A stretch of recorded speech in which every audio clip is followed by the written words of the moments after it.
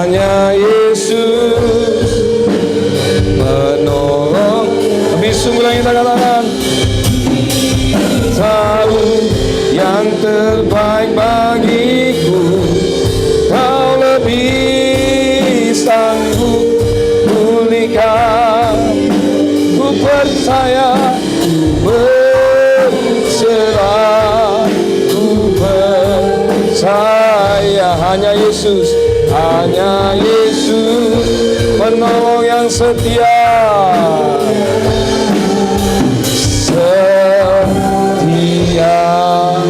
Beri tepuk tangan, beri pujian bagi Allah kita. Mari tundukkan kepalamu, tundukkan di hadapan Tuhan. Kita bersatu dalam doa. Bapa di sorga, terima kasih. Kau lebih tahu apa yang menjadi kebutuhan kami. Kau lebih tahu apa yang menjadi kerinduan setiap kami. Kami percaya Tuhan yang kami sembah tidak akan pernah meninggalkan setiap kami.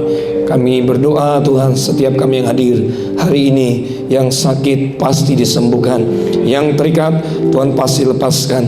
Bahkan setiap kami yang dalam kekurangan, Tuhan berkati berkelimpahan. Kami sudah memuji menyembah Allah kami yang hidup, maka tiba saatnya kami akan duduk diam mendengarkan firman Tuhan. Kami percaya setiap kata kalimat firman Tuhan yang kami dengar di tempat ini memberkati kami, mengajar kami, menegur, bahkan membangkitkan iman percaya kami. Berikan kami hati telinga sebagai murid dan sebagai hamba untuk mau diajar oleh kebenaran firman Tuhan.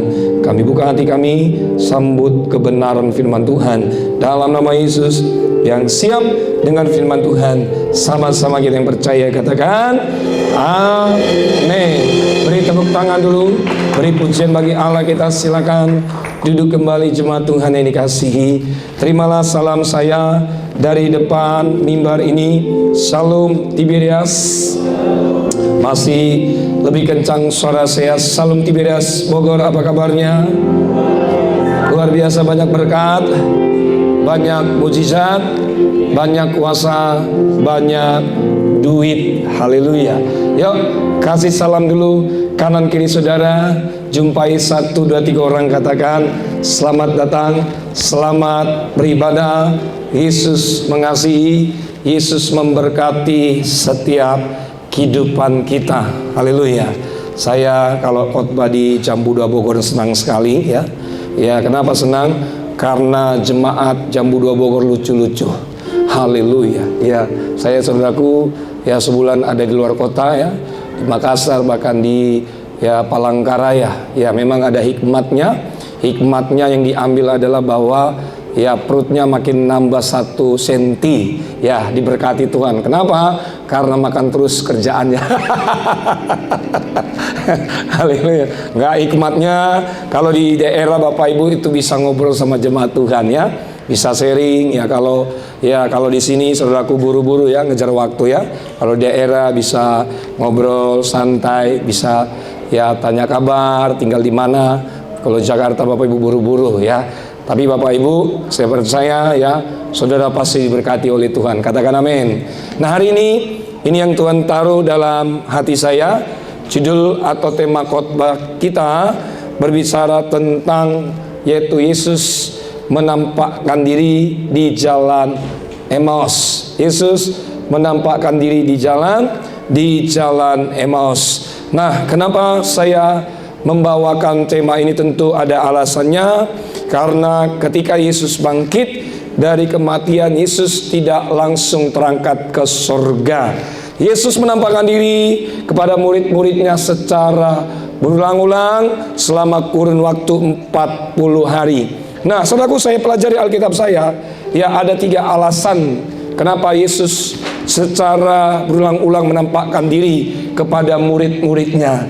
Yang pertama, saya catat bahwa Yesus ingin membuktikan bahwa dia adalah benar-benar bangkit dan menang atas kematian. Alasan yang kedua, bahwa Yesus ingin menggenapi semua penggenapan tentang dia, bahwa ketika ia disalibkan pada hari ketiga dia akan bangkit. Lalu yang ketiga alasannya, bahwa Yesus mengingatkan kepada murid-muridnya tentang tugas yang harus mereka kerjakan selama Yesus pergi ke surga. Apa tugas murid-murid? Memberitakan Injil kerajaan surga. Yuk, langsung saja ambil Alkitab saudara, terambil dalam Injil Lukas pasal 24 ayat 13 sampai dengan ayat ke-15. Karena ini cuman 3 ayat saja, yuk kita baca bersama-sama. Yang sudah dapat katakan puji Tuhan. Kurang semangat lagi kita katakan puji Tuhan. Ya, judul berikutnya adalah Yesus menampakkan diri di jalan ke Emmaus. 2, 3 ya. Pada hari itu juga 2 orang dari murid-murid Yesus pergi ke sebuah kampung bernama apa? Bernama Emmaus, yang terletak kira-kira 7 mil jauhnya dari Yerusalem. 14. Dan mereka bercakap-cakap tentang segala sesuatu yang telah terjadi. 15, 2, 3. Ya, ketika mereka sedang bercakap-cakap dan bertukar pikiran, datanglah Yesus sendiri mendekati mereka, terus lalu berjalan bersama-sama dengan mereka. Nah, saudaraku, dalam kehidupan kita di dunia ini, saya ibaratkan bahwa kehidupan kita merupakan satu perjalanan yang begitu cukup panjang. Slide berikutnya. Nah, perjalanan yang begitu cukup panjang ini merupakan ada hal yang harus kita persiapkan sebelum kita dipanggil oleh Bapa di surga. Ya, saya percaya Bapak Ibu, persiapan apa yang kita harus persiapkan? Saya berdoa ya, saudara harus mempersiapkan iman saudara. Nah, karena ketika nanti Yesus datang yang kedua kali, Yesus berkata jelas, adakah iman kudapati di bumi. Yesus nggak berkata bahwa adakah hartamu. Yesus nggak berkata bahwa sudah berapa titel yang saudara dapatkan. Tetapi yang Yesus katakan adalah, adakah iman kudapati di bumi. Nah, kalau kita berbicara tentang iman, iman merupakan dasar dari segala sesuatu yang kita harapkan dan bukti dari segala sesuatu yang tidak pernah kita lihat.